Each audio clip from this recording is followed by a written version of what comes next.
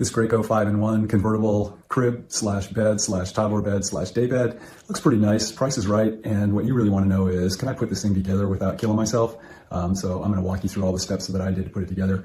Just jump to the end and I'll tell you that I'm really happy with it. I think it's a good bed, and the only reason it doesn't get 5 stars is that it came out of the box with a couple pieces that were not properly put together, and were the springs that had to be manually reattached was quite an ordeal.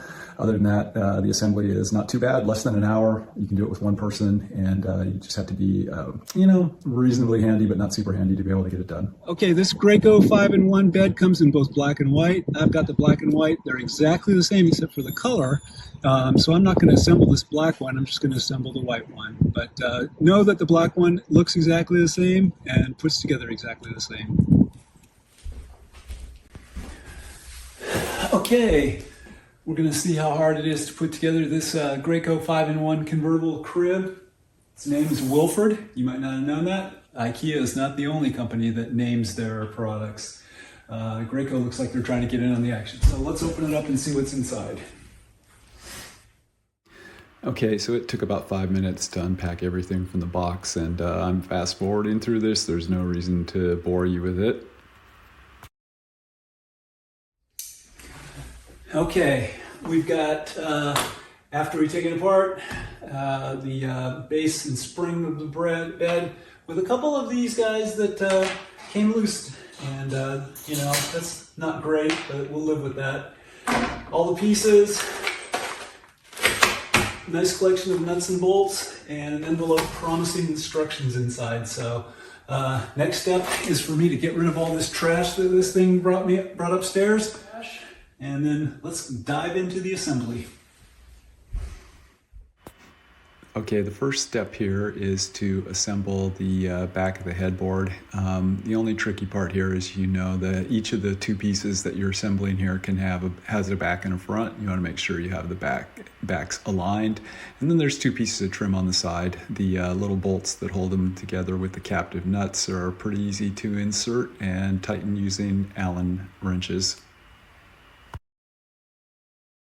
After that, we have to attach the legs to the 2 side panels. These are both going to attach to the headboard and form the 2 of the 4 sides of the crib.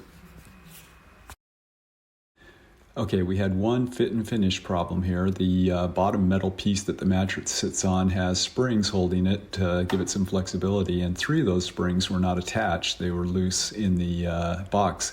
Getting them reattached meant squeezing the sides in with a pipe wrench, because I couldn't do it by hand, and this might present some difficulties for people.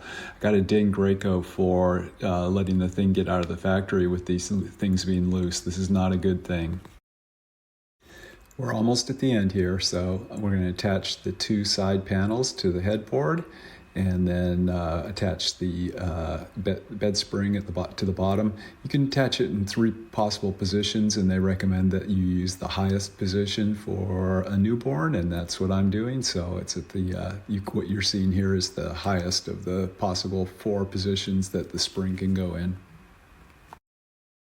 All right, and we're happy to get to the end here. We just have to attach the front of the crib, which is 2 more pieces, and easy peasy, and then we're finally wrapped up and have a crib that's ready to use.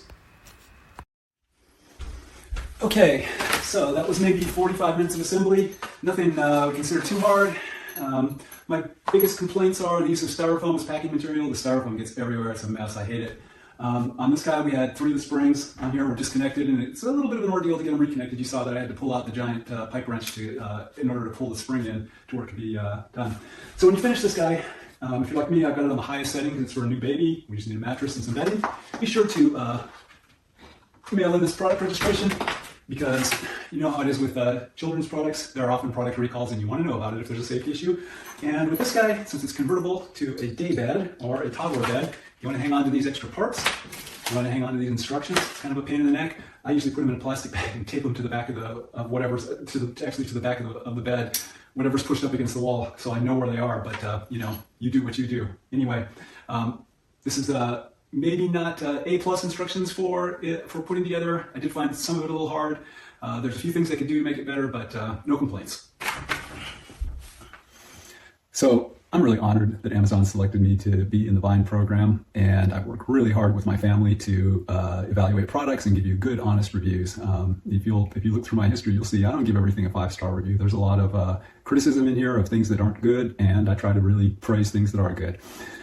So if these videos work for you, then it's good for you, it's good for the vendor, good for Amazon, good for me. Hope you enjoyed the review.